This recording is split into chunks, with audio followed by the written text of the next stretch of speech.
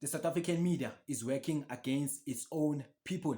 So Monday, hundreds of desperate foreign nationals were seeking protection from the police at Durban. Yabo. So they decided ukuthi kumele bahambe bayocampa outside the police station at Durban because they claim ukuthi they were being intimidated in their neighborhoods. Yabo.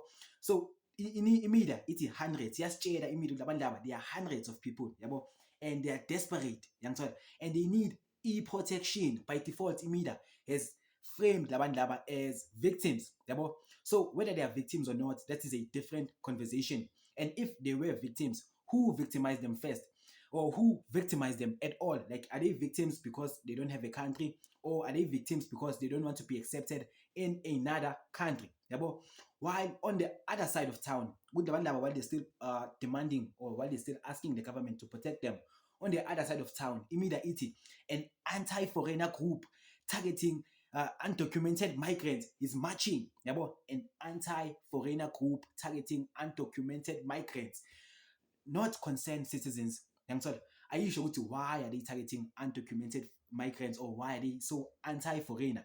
By default, these people are portrayed as victims, hundreds, yabo, of defenseless victims who need to be protected. Then these are perpetrators, anti-foreigners who are attacking foreigner. Or as phrasing, like the media is biased in its phrasing, is biased in its approach. Because firstly, Imagine March or Operation Tutor or whatever the organization is compromised of our citizens. Yabo.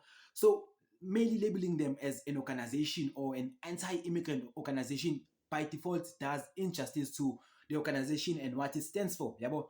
And not we must before Imagine March, or we must before Operation Tutula, but only labeling them as an anti-foreigner group takes away the cries carried by the organization. Yabo.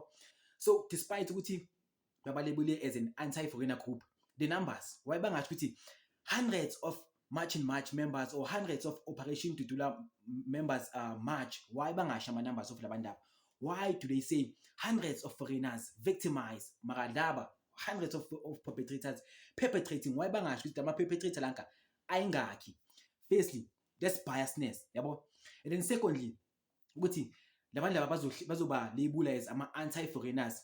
Not talking about South Africa has the highest unemployment rate in the world. Not talking about South Africa is the most unequal country in the world.